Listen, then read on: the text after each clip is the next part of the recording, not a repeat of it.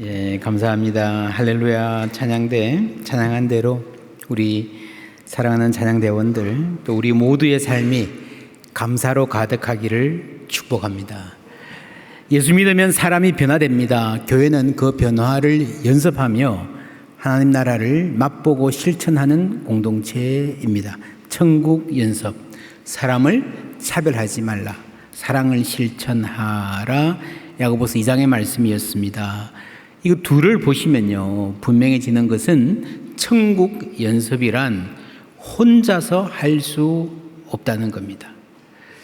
왜 혼자서 할 수 없습니까? 여러분, 혼자 하는 것보다 함께 하는 게 안 심심하고 좋으니까 요즘 운동해도요, 같이 뛰는 러닝 크루 이런 것도 있고, GM에 가서 운동하는 분도 트레이너한테 배우기도 하고 그러는데, 그런 정도가 아니라 천국 연습이라는 것 자체가 함께 살아가는 삶을 통해서 부대끼고 상처도 주고받고 실망하며 그걸 넘어서면서 연습이 되기 때문에 그렇습니다.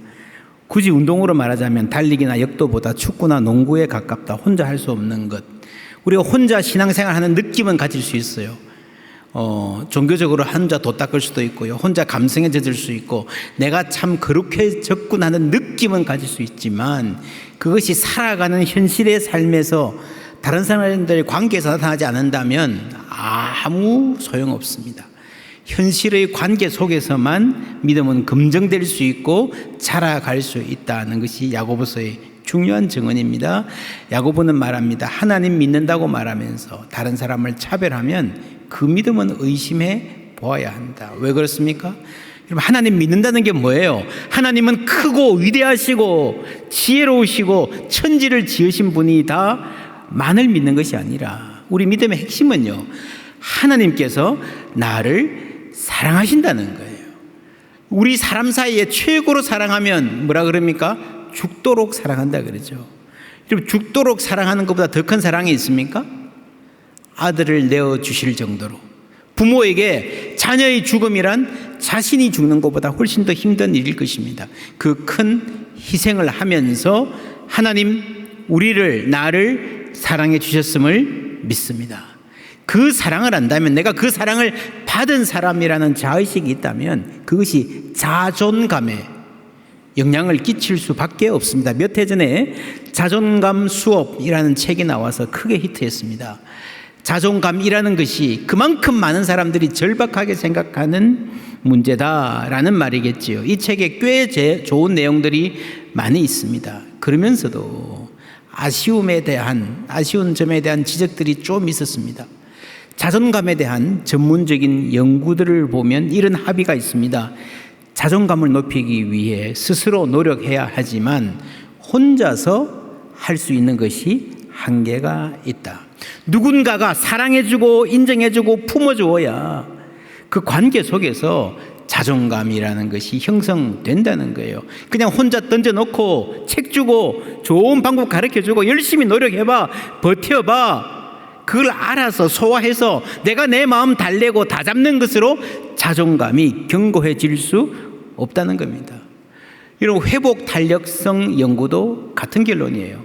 그런 사람이 있습니다. 아주 힘든 환경, 저런 상황이면 마음에 그늘이 주름이 많을 텐데, 낙심하고 부서지고 엇나갈 수밖에 없을 텐데 하는 사람들 중에서 정말 밝고 건강하게 자라는 경우가 있거든요. 원인이 뭘까? 연구해보면요, 가장 중요한 결론은 누군가가 옆에서 부모든 선생님이든 친구든 동네 선배든 누군가가 옆에서 지지해주고 용납해주고 관심 가져주고 사랑의 눈으로 바라봐주는 사람들이 있더라는 겁니다. 자존감도 회복 탄력성도 관계 속에서 건강한 공동체 안에서 자라납니다. 야고보서는 시작하자마자 이 말을 합니다. 1장 2절 보시면요, 내 형제들아, 너희가 여러 가지 시험을 당하거든 온전히 기쁘게 여기라. 이게요, 회복 탄력성 이야기예요. 이는 너희 믿음의 시련이 인내를 만들어내는 줄 너희가 알미라. 인내를 온전히 이루라. 이는 너희로 온전하고 구비하여 조금도 부족함이 없게 하려 함이라. 어려움, 환난을 당했는데 더 좋아졌다는 말이죠. 회복 탄력성이 그런 말입니다. 삶의 어려움을 겪었는데 견뎌냈어요. 지나고 보니 그 전보다 더 좋아졌어요. 더 멋진 사람이 되었어요. 여러분, 야고보서에는요 강력한 언어가 많습니다. 그래서 이것을 피상적으로 읽으면 이것도 하면 안 돼, 저것도 하면 야단 맞아 라고 급주는 성경으로 보이는데, 그래서 벌벌 떨게 하는 그런 성경으로 보이는데 그렇지 않습니다. 야고보서를 제대로 읽어보면요, 이 말씀이야말로 우리가 예수님 안에서 더 멋진 사람이 되는 길을 상세히 보여주고 있는 거예요. 그래서 1장에서 의심의 문제, 자랑, 욕심, 분노 이런 다양한 문제를 다루다가 1장 맨 마지막 절에 이런 결론을 내립니다. 함께 읽습니다. 하나님 아버지 앞에서 정결하고 더러움이 없는 경건은 곧 고아와 과부를 그 환난 중에 돌보고 또 자기를 지켜 새 속에 물들지 아니하는 그것이니라. 경건은 요즘 유행하는 말로 영성이라는 말과 비슷합니다. 영성이 성경의 중요한 개념이긴 한데 영성이란 말은 성경에 한 번도 안 나오죠. 그래서 성경에 언어적으로 안 나오는 개념을 성경에 나오는 문자로 치환하고 변환해서 읽으려는 노력이 우리에게 필요합니다. 교회 역사에서도 특별히 종교개혁자들도요 경건 이야기를 깔뱅이 특별히 많이 했습니다. 경건을 강조했어요. 영성이라는 것이 관심의 대상이 된 것이 17세기, 18세기 독일에서 경건주의 운동이 일어나면서 시작된 흐름입니다. 그런데 영성이라고 하는 것이 혼자 기도하고 혼자 성경을 읽고 내 마음을 정결하게 하고 그런 글을 주로 떠올리는데, 여러분, 성경은요 참 영성을, 참 경건을 약한 이를 돌보는 것이라고 해요. 돌봄이 영성입니다. 그거 아니면 소용없어요. 관계 속에서 지어지는 것입니다. 그리고 그 다음에 뭐라 그럽니까? 자기를 지켜 어디에 물들지 않는 것? 새 속에 물들지 않는 것. 어떻게 하면 새 속에 물들지 않습니까? 세상에 안 나가고 늘 교회에만 머물러 살면, 여러분, 공간적으로 이 교회 안에 있으면 여러분 새 속에 물들지 않겠습니까? 그렇지 않습니다. 2장 처음에 바로 그 다음에 무슨 말이 나오는가 하면요, 차별하지 말라는 말이 나와요. 차별. 여러분, 교회 안에 있어요 사람을 차별하면 그게 세속인 거예요. 온갖 거룩한 말 다 하는 것 같지만 사람을 차별하면 그게 세속이라는 말을 분명히 하고 있습니다. 디모데전서 4장 8절에 이런 말씀 나옵니다. 함께 읽습니다. 육체의 연단은 약간의 유익이 있으나 경건은 범사에 유익하니 금생과 내생에 약속이 있느니라. 경건의 연습을 육체의 연단하고 함께 나란히 설명합니다. 육체의 연단, 김나지아, 이 말은요 김네이지움이라고 하는 큰 운동장 가서, 지금도 여러분 에베소 가면요 대표적인 당시에 큰 김네이지움이 3개나 있었습니다. 사진 있습니까? 지금 남아있는 흔적이에요. 굉장히 큰 지음이 3개. 요거는 2세기 중반에 건립된 것의 흔적입니다. 당시 사람들이 그만큼 육체의 연습, 훈련을 중요하게 생각했는데, 그것처럼 경건도 우리의 영성도 훈련, 연단해야 된다는 겁니다. 야고보서에 대표적으로 3가지 천국 연습이 나왔는데, 첫 번째 차별하지 말라, 두 번째 사랑을 실천하라, 세 번째 오늘 말씀 말을 조심하라. 이 셋 다가 쉽지 않습니다. 여러분, 사람을 차별하지 않는 건요 나를 넘어서는 거예요. 사랑을 실천한다, 불쌍한 사람들 보고 내 지갑을 여는 것은요 연습이 필요합니다. 훈련돼야 된다는 거죠. 하고 싶은데 할 수 있을 것 같은데 잘 안 된다는 겁니다.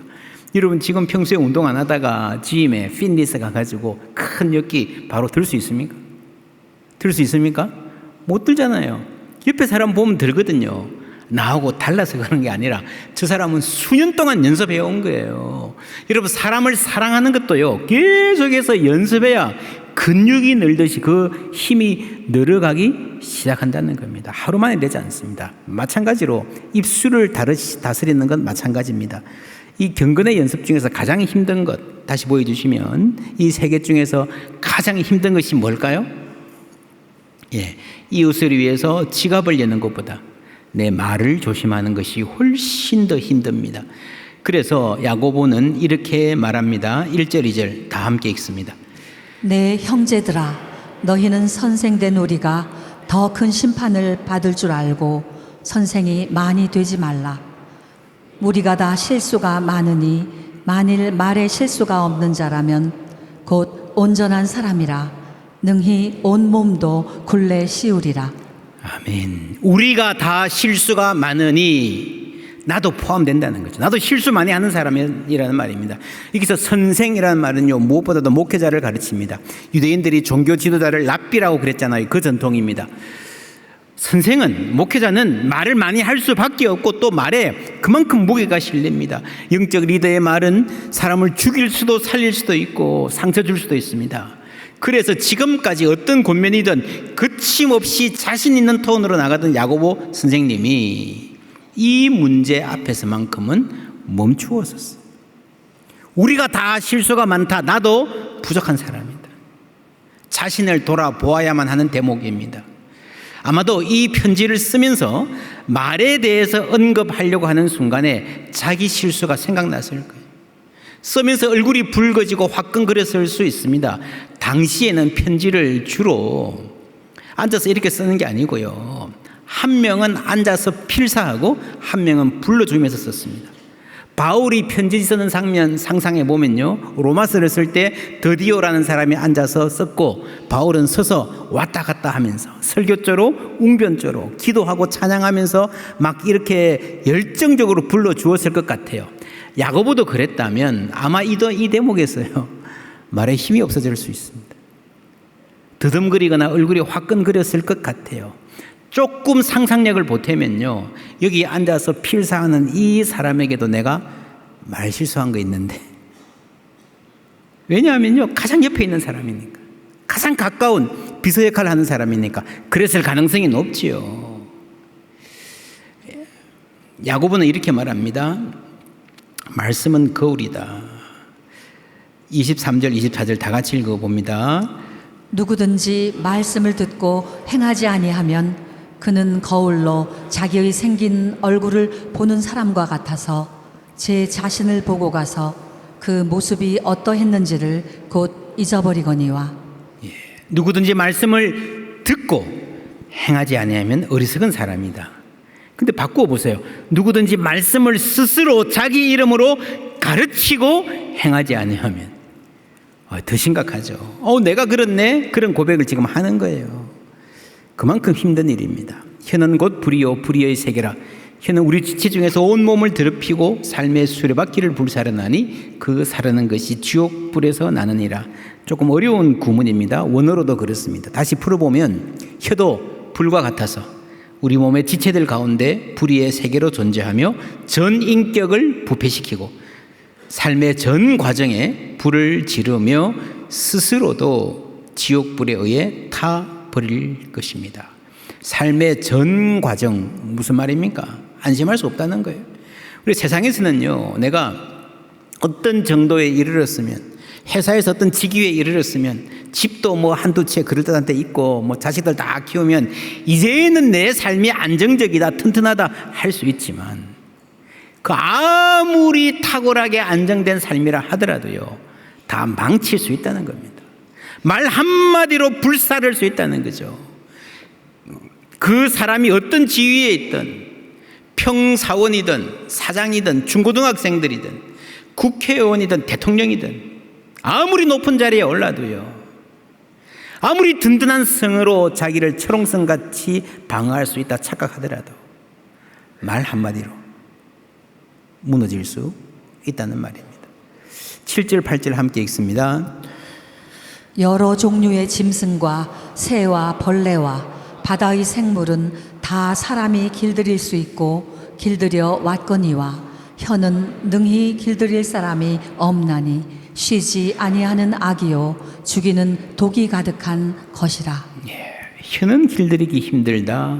악이요 독이 가득하다. 아주 충격적인 말이죠. 여기서 사람이 다른 생명체를 길들이는 이야기가 나오는 것은요, 이 안에 창조의 신학, 창조의 세계관이 있습니다. 하나님께서 태초에 인간을 창조하시고 통제력을 주셨잖아요. 다스리라 그러셨잖아요. 그래서 인간은 본래 자기보다 훨씬 더 강하고 육체적으로 큰 사자도 코끼리도 다스릴 수 있었어요. 뭘로 다스렸을 것 같아요? 코끼리한테 꿀밤 주고 사자 기싸대기 때려서 박치기 하고 다스렸겠습니까? 아니죠. 말로. 말 한마디 하면 듣는 거예요. 사자가 꼼짝 못하는 거예요. 그게 여러분 하나님을 닮은 인간, 모든 인간에게 주신 말의 권위인 줄 믿습니다. 본래 인간의 말은 창조의 힘이 있고요, 치유하는 힘이 있고요, 권위가 있었어요. 그런데 인간이 타락해서 그 힘이 없어졌습니다. 남아있습니다. 남아있는 거는요, 대부분 악한 영향력이에요. 여러분, 그래서 안 배워도 우리가 좋은 말로 사람들 위로하는 거는 배워도 잘 안 됩니다. 상담 배우고 해도 잘 못해요. 근데 나쁜 말로 다른 사람한테 상처 주는 거는요, 안 배워도 잘하잖아요. 그렇지 않습니까? 여러분 꼬마들 보면요, 저 조그만 녀석이 어떻게 저렇게 말을 못되게 할까 생각한 적 없습니까? 배웠어요? 아니에요. 안 배워도 잘해요. 안 배워도. 본래 모든 인간에게 말의 파워가 있는데 선한 영향력은 거의 사라지고요, 악한 영향력만 남아있는 게 그게 인간의 비극이라고 하는 것입니다. 그래서 오늘 말씀에 그런 말 나오죠. 보라, 얼마나 작은 불이 얼마나 많은 나무를 태우는가. 최근에 여러분 강원도 산불 보셨잖아요. 얼마나 조그만 불씨 하나가 얼마나 많은 사람들을 비참하게 만듭니까? 그래서 여러분, 인간의 말에 악 영향이 커진 것은요, 타락의 결과입니다. 반대로 말의 아름다움과 권위가 회복되는 것은 창조 질서의 회복입니다. 그리스도 안에서 이 능력이 회복되는 줄 믿습니다. 여러분 가정에 이런 복이 있기를 주님의 이름으로 축원합니다. 부모들의 말의 권위가 회복되기를 바랍니다. 부모들의, 가장들의 말의 권위가 없으면요, 가족들 모두가 피해자입니다. 부모의 말에 권위가 없으면 결국 자녀들의 인생의 손해예요. 엄마가 뭘 알아? 내 생각에는 그게 아니야. 말끝마다 그러는 아이들 중에 잘 되는 아이들 없어요. 자녀 양육 왜 힘들어요? 말을 안 들으니까 힘들죠. 이 앞에서 우리는 비추어 봐야 된다는 겁니다. 나는 하나님 말씀을 잘 듣는가? 여러분이 오늘 말씀에 많이 선생이 되지 말라 그랬지만 여러분 선생이 되어서 좋은 점도 많습니다. 나의 말 한마디로 사람을 살리고 복음을 전하고 낙심한 사람 위로하고 하나님 영광 보여줄 수 있다면 얼마나 좋겠습니까? 그래서 여러분 성경을 읽을 때 잘 읽어야 됩니다. 많이 되지 말라는 말이 아니고요, 많이 되지 말라 그랬잖아요. 전혀 되지 말라는 말이 아니죠. 그죠? 할 수 있으면 좋습니다. 그것이 참 중요하고 부담되는 일이라는 거 알아야 된다는 거죠. 잘하면 그것만큼 영광과 보람이 없습니다. 목회자뿐 아니라 가르치는 모든 사람, 목자, 교회학교 선생님 마찬가지입니다. 가정에서 부모들에게도 적용할 수 있습니다. 우리 가운데 누구도 부모 자격이 있어서 시험 합격 받고 하고요, 라이센스 받아서 부모 된 사람은 없잖아요. 부모 노릇하면서 훈련하고 연습해 가는 겁니다. 말도 훈련해야 돼요. 하나님의 말씀은 우리의 거울이다 그랬습니다. 여러분 가끔씩 거울 보시면 내 피부가 왜 이렇게 거칠어졌지? 할 때가 있지 않습니까? 말씀의 거울을 보고 내 영혼이 왜 이렇게 거칠어졌지 알 수 있는 것은요, 내 말이 거칠어질 때입니다. 마음은 우리가 잘 몰라요. 그렇죠? 피부가 거칠어지는 것은 전문가들의 말에 의하면 이거 피부를 잘못 관리해서인기도 하지만 좀 더 깊은 문제일 수 있습니다. 간이 안 좋거나 신장 질환이 있거나 갑상선 기능에 문제가 있으면 피부가 어두워진다고 하죠. 마찬가지로 나의 말을 보고 내 영혼을 진단해 볼 수 있다는 거죠. 그래서 하나님의 말씀은 거울이고 CT이고 MRI입니다. 성령은 우리의 깊은 것까지 통찰하신다 그랬잖아요. 오늘 말씀에 이런 말씀이 있습니다. 샘이 한 구멍으로 어찌 단물과 쓴물을 내겠느냐. 샘의 문제, 무슨 물이 솟아나는가. 여러분, 샘을 깨끗하게 하려면 어떻게 합니까? 물론 그 샘틀을 깨끗하게 청소하는 것도 필요할 겁니다. 결국에는요, 그런데 샘의 근원이에요. 그 깊은 곳에 어디와 연결되어 있는가 하는 것이 훨씬 더 중요한 것입니다. 야고보서를 읽는 두 가지 접근이 있습니다. 하나는 윤리의 텍스트로 보는 거예요. 어떻게 살아야 되는가, 이것도 필요합니다. 더 중요한 것은요, 그렇게 살아가는 삶이, 이웃을 차별하지 않고 선한 말을 하고 사랑을 실천하며 살아가는 삶이 어떻게 가능한가 하는 영성의 텍스트로 읽을 줄 알아야 됩니다. 예를 들면 지난 주일에 2장에서 믿음과 행위 상당히 치열한 논쟁을 보았는데 그 결론이 이거였어요. 23절, 2장 23절 함께 읽습니다. 이에 성경에 이른바 아브라함이 하나님을 믿으니 이것을 의로 여기셨다는 말씀이 이루어졌고 그는 하나님의 벗이라 칭함을 받았나니. 이것을 의로 여기셨다까지는 윤리와 구원의 조건, 행위, 믿음 이런 디베이트일 수 있습니다. 그러나 그 다음에 결론은요, 진짜 중요한 결론은요, 다시 보여주세요. 그는 하나님의 벗이라 칭함을 받았나니. 이게 진짜예요. 이게 결론이에요. 하나님이 우리를 벗이라 그러는 거예요. 이런 벗이 뭡니까? 우리 친구 아이가 말해라, 친구 사이에는 괜찮다. 그렇게 가까운 사이, 하나님이 나에게 그렇게 말씀해 주시면 얼마나 좋겠습니까? 죄짐 맡은 우리 구주 어찌 좋은 친구인지. 할렐루야. 그게요, 아브라함의 믿음의 결과였어요. 단순히 의롭다 하심 그게 아니라 하나님과 친구 되어서 그 우정을 즐기면서 살아가는, 그게 바로 영성이고 그게 바로 경건이에요. 그렇게 살다 보면 당연히 윤리의 열매는 맺히죠. 당연히 아름다운 말을 하고 살아갈 수 있는 사람이 되는 거죠. 여러분, 성경은요, 돌봄에 관계없이 하나님의 사랑을 말하지 않고 열매, 윤리만 요구하지 않습니다. 요한복음 7장에 나오는 말씀 다 같이 읽습니다. 명절 끝날 곧 큰 날에 예수께서 서서 외쳐 이르시되 누구든지 목마르거든 내게로 와서 마시라. 나를 믿는 자는 성경의 이름과 같이 그 배에서 생수의 강이 흘러나오리라 하시니, 이는 그를 믿는 자들이 받을 성령을 가리켜 말씀하신 것이라. 아멘. 성령이 우리 안에 계시면, 예수님이 우리 안에 계시면 예수님의 배에서 생수의 강이 흘러나오는 거예요. 그리고 그것이 밖으로 흘러가게 되는 겁니다.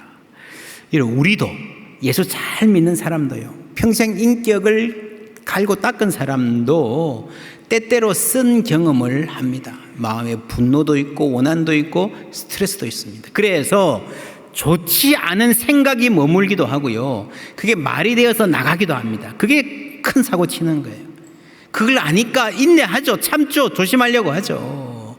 여러분, 사회생활 하다 보면요, 직장생활 하다 보면요, 진짜 쳐받고 싶은 사람 있잖아요. 진짜 못되게 말하는 사람, 나도 진짜 막 갚아주고 싶은 사람 있잖아요.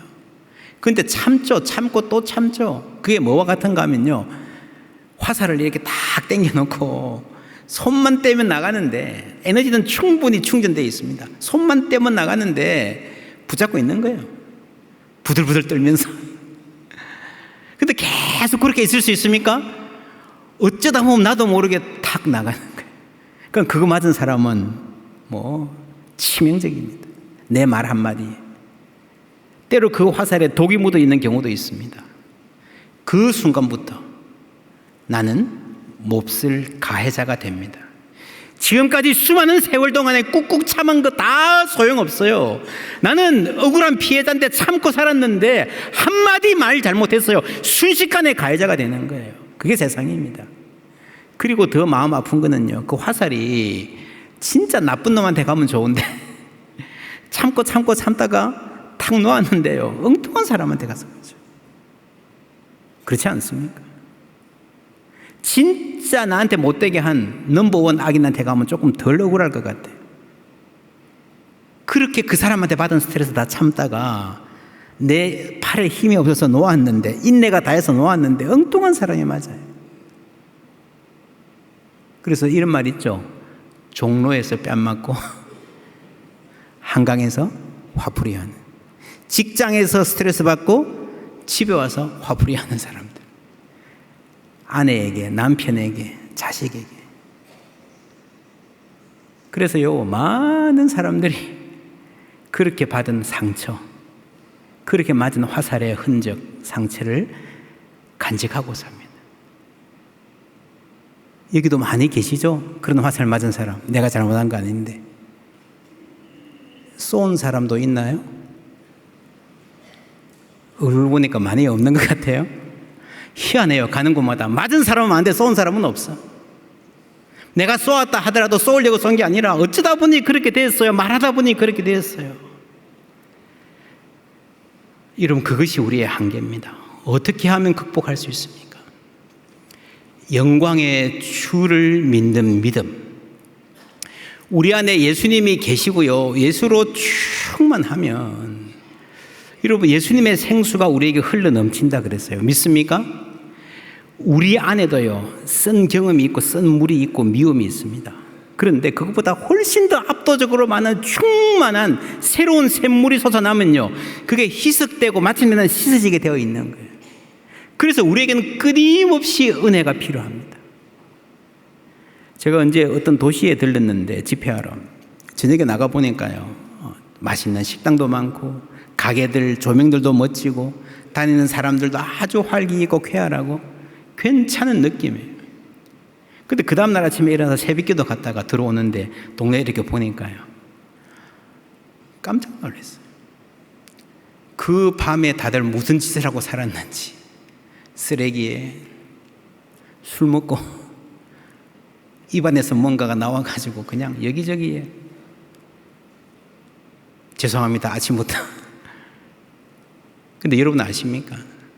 그것보다도요, 그 지저분하고 역겨운 것보다 훨씬 더 역겹고 더러운 것이 우리 입에서 나온 말이 주는 상처들이에요. 얼마나 안타깝습니까? 우리의 말로 인해서 이 세상이 얼마나 더럽혀지고 내가 사랑하는 사람들이 얼마나 깊은 상처를 받고 살아갑니까?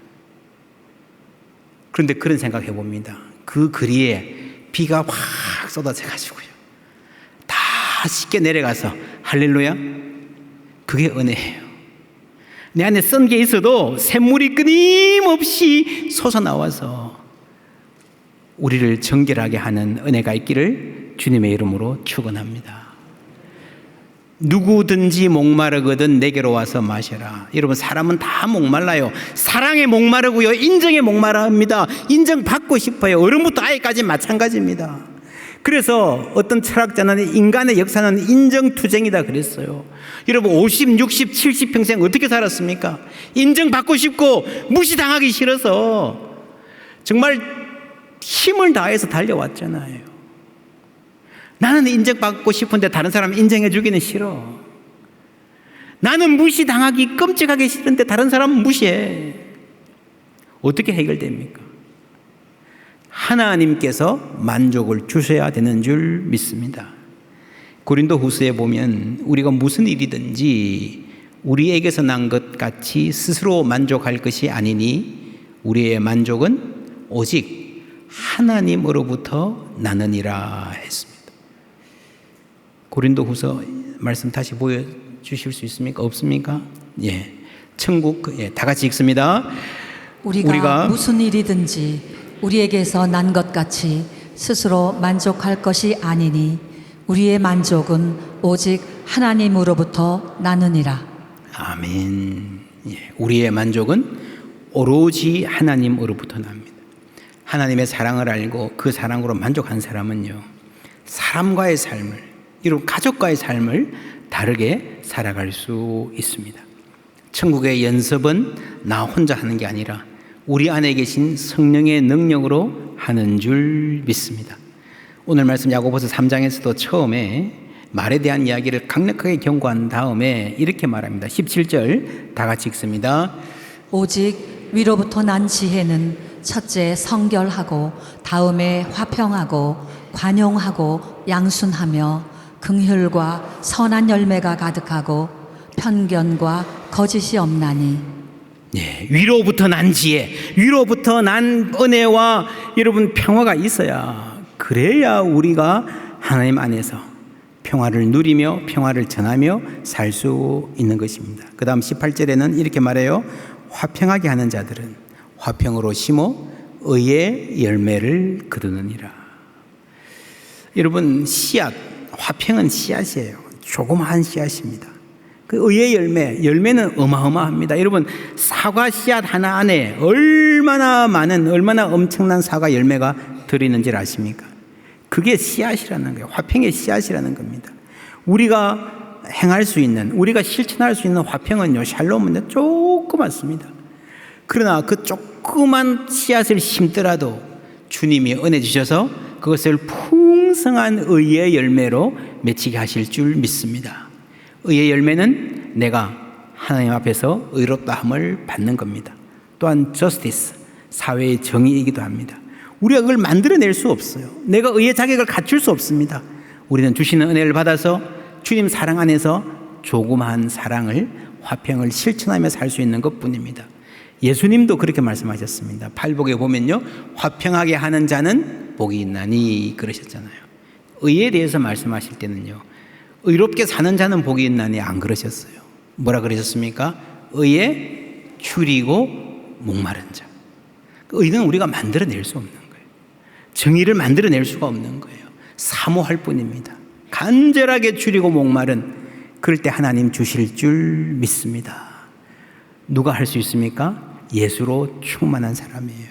그런 사람이 하나님의 평화를 경험하고 삶에서 조그만 샬롬을 실천하며 살아갈 때에 내가 도저히 만들어낼 수 없는 의의 열매, 하나님 우리 삶에 이 세상에 가득하게 해 주실 줄 믿습니다. 그럴 때에 예수 믿는 게 진짜 멋진 삶이구나, 복된 삶이구나, 예수 믿는 사람들 다 멋지구나 하는 그런 하나님의 영광 드릴 수 있는 사람들로 우리와 우리 자녀들이 세워지게 될 줄 믿습니다.